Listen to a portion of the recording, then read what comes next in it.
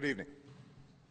Tonight, I can report to the American people and to the world that the United States has conducted an operation that killed Osama bin Laden, the leader of al-Qaeda. It is May 2nd, 2011. Yesterday, May Day, May 1st, President Obama addressed the nation late Sunday evening to say that just hours before, Osama bin Laden had been killed in the middle of a major populated city in a palace compound. My friends, this is a complete and total hoax, and we predicted with total precision, with inside sources, going back more than 8 years ago, exactly what would happen.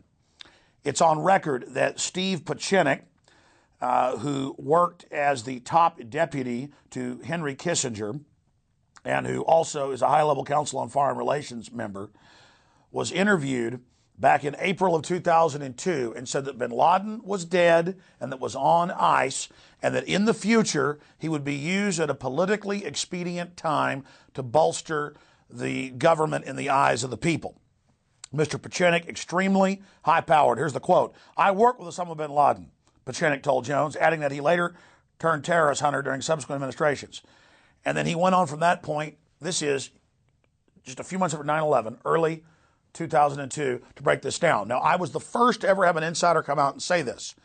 Then Madeleine Albright in 2003, on December 17th, went on Fox News program and said that he was dead and on ice, and that the Bush administration was thinking about rolling him out during the 2004 election if they needed it.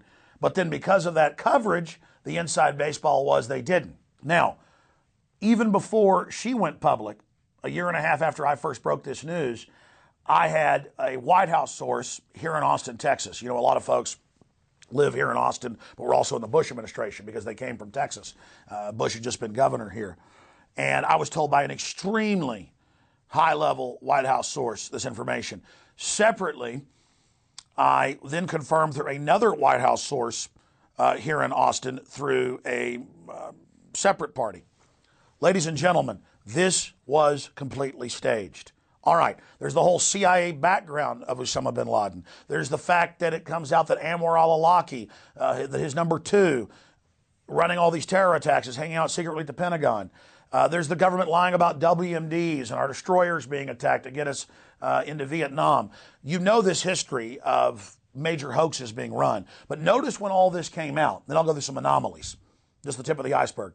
This all came out right at the time that Obama's approval rating was dropping like a rock, an all-time low this far into a president's administration, as the dollar's dropping, as support for Iraq, Afghanistan, Libya, and the drone attacks in Pakistan was imploding, right as the Pakistanis were threatening to kick the U.S. out of Pakistan and to kick their drones out. Right as this happens, there's this big propaganda victory, and what do?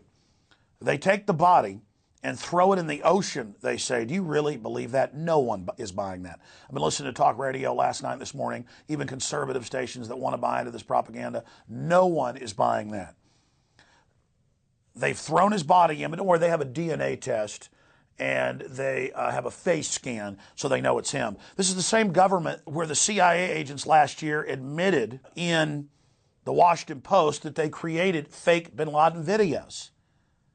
This is the same government that's constantly caught lying. But conveniently, his body is now out in the ocean somewhere, buried at sea. But it gets worse. Last night, as soon as this was announced, it was all over U.S. TV, British TV, European papers, fake photos. And as soon as I saw it, I sent text messages to Paul Watson and others and said, look into this. This is the same fake bin Laden dead photo that's photoshopped of him that we saw years ago. And so digging into this, we've learned they claim that they've killed him 9 separate times. But obviously, this is the big presidential announcement. They claim that they've killed other al-Qaeda operatives over and over again. They're training you to accept this type of garbage. So we've got that information. That they've killed him 9 times. And finally, now we're being told, Khalid Sheikh Mohammed, who's been tortured for many, many years and who confessed to bombing buildings that were built after he was incarcerated, he might as well confess to shooting Kennedy or killing Lincoln or crucifying Christ 2011 years ago. I mean, this is getting more and more insane. All the usual suspects, the Adam Gadon, the grandson of the former head of the ADL, the Zawahiri, all of them are running around saying, we're going to get you. And Khalid Sheikh Mohammed is saying from Guantanamo that if they kill bin Laden, nukes will go off. And then meanwhile, you've got our media reporting there could be 160 nukes. I mean, does anybody believe this?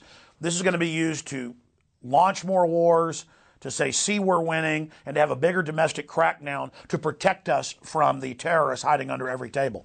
Make no mistake, we got sent over 2 years ago, the Homeland Security MIAC reports, 90+% of the Homeland Security activity is against gun owners, conservatives, libertarians, in the fetters, people that understand the real enemy of this country are the offshore banks that have come in and taken over this nation. So right as our country's being imploded, right as the world government's being announced, right as we go into the Depression, here's this PR move about, boy, we're walking a little taller today, got a spring in my step. It's all a wag the dog Hollywood production. My friends, we'll continue to cover all the other developments. There's so much more at Infowars.com, on the live radio show, and the video feed at PrisonPlanet.tv. So continue to watch Infowars.com and PrisonPlanet.com. We've got about 1 million people roughly hitting the site an hour right now. This is the biggest news story we've ever been involved in, obviously, as the whole world is looking for answers to what's happened. But that's just some of the points, and more anomalies are coming out. And they announced this on a Sunday night, so they dominate the news cycle this week. But already people are not buying into it across the board. It is a fairy tale. If you believe this, then I got a bridge I'm wanting to sell you. And I've got some oceanfront property in Arizona. Again, continue to be skeptical, continue to research, and understand that we have all the inside sources. And then Baer, the former CIA commander, all of them on record saying he was dead a long time ago. They've known this. He was a convenient boogeyman. Remember Bush saying, I don't care where he is. I'm not worried about him.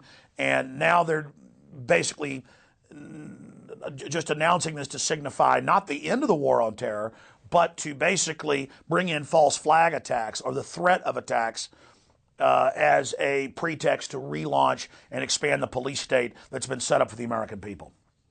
Visit Infowars.com and PrisonPlanet.com. When you're on the site, you can also tune in 24 hours a day to my daily radio broadcast. There's also a free iPhone app to listen to the syndicated radio show when and where you want.